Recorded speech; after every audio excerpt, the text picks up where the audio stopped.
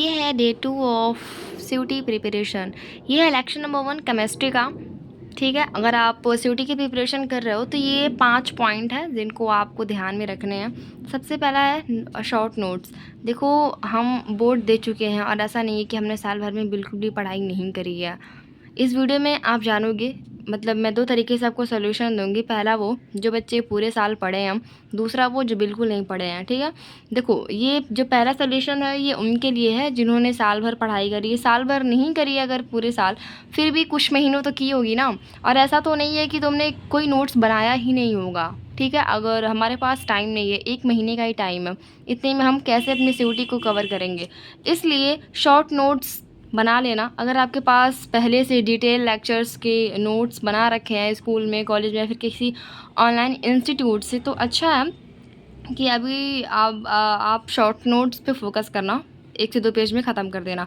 दूसरी चीज़ है question practice. देखो, हमें मतलब लेक्चर टाइम पे जो भी हमारे मैम टीचर्स जो पढ़ाते हैं तो तुरंत वो क्वेश्चन भी लगवाते हैं। और पीडब्ल्यू में तो बिल्कुल ऐसा ही है कि जैसे ही वो एक टॉपिक कवर करवाएंगे उसके बाद उसी से रिलेटेड वो कुछ क्वेश्चंस भी सॉल्व करवा देते हैं। तो आप उसे उन पे भी फोकस करना। और जो तीसरी चीज़ है ये बहुत इम्पॉर्टेंट है कि सेम डे रिवीजन, मतलब जिस दिन जो सब्जेक्ट पढ़ रहे हो एटलीस्ट 4 to 5 टाइम्स, 4 या 5 बार उनको रिवीजन करो। और जो चौथा है वो है सेंडिंग माइंड मैप। ठीक, माइंड मैप से मतलब ये है कि आप यूट्यूब पे जाओगे, पीडब्ल्यू वाले चैनल पे आप सर्च करोगे माइंड मैप, मतलब जिस भी चैप्टर्स के चाहिए, जिस भी सब्जेक्ट के चाहिए आपको माइंड मैप, वहाँ पे मिल जाएगा। केमिस्ट्री का सर्च करोगे केमिस्ट्री के मिल जाएंगे, फिजिक्स सर्च करोगे फिजिक्स का मिल जाएगा। सारे सब्जेक्ट के माइंड मैप आपको ईजिली मिल जाएंगे। तो आप माइंड मैप ज़रूरी है करना, हफ्ते में 1 दिन रिवीजन करना ज़रूरी है। लास्ट आता है डेली प्रैक्टिस पेपर। आपको डेली डीपीपी सॉल्व करने हैं। देखो, अभी मैं भी तो मैं बैच में हूँ तो मैं कर ले रही हूँ, पर कोई बात नहीं, अगर आप बैच नहीं लिए हो तो आप मुझे इंस्टा पे कांटेक्ट करना, मैं आपको डीपीपी वहाँ पर शेयर कर दूँगी। पर देखो, डीपीपी करना भी ज़रूरी है अगर आप सीयूटी की प्रिपरेशन कर रहे हो।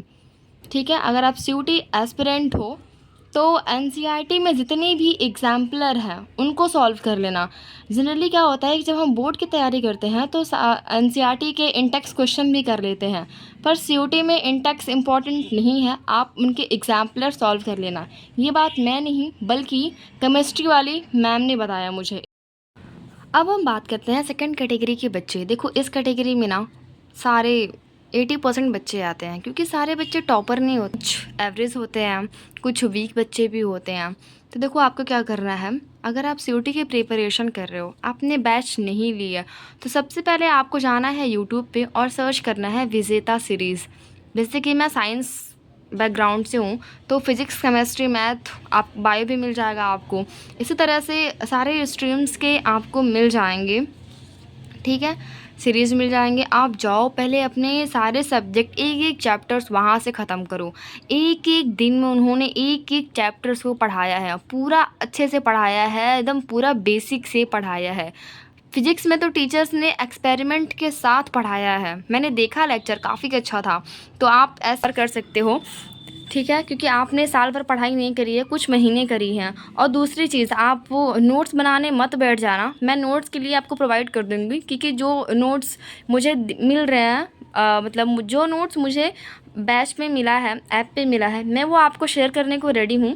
पर इसके लिए आपको मुझे कांटेक्ट करना होगा मेरी इंस्टाग्राम की आईडी पे, या फिर आप मुझे टेलीग्राम की आईडी पे, मतलब टेलीग्राम पे या फिर इंस्टा, दोनों में से किसी एक जगह पे मुझे कांटेक्ट कर लेना। मैं आपको वहाँ पे प्रोवाइड कर दूँगी, क्वेश्चंस भी दे दूँगी, शेयर कर दूँगी आपके पास, और नोट्स भी जो मैम ने दिए हैं वो भी कर दूँगी, क्योंकि मैं भी इसी कैटेगरी से बिलोंग करती हूँ और मेरे पास बिल्कुल भी टाइम नहीं है कि मैं बैठ के लंबे लंबे नोट्स बनाऊँ।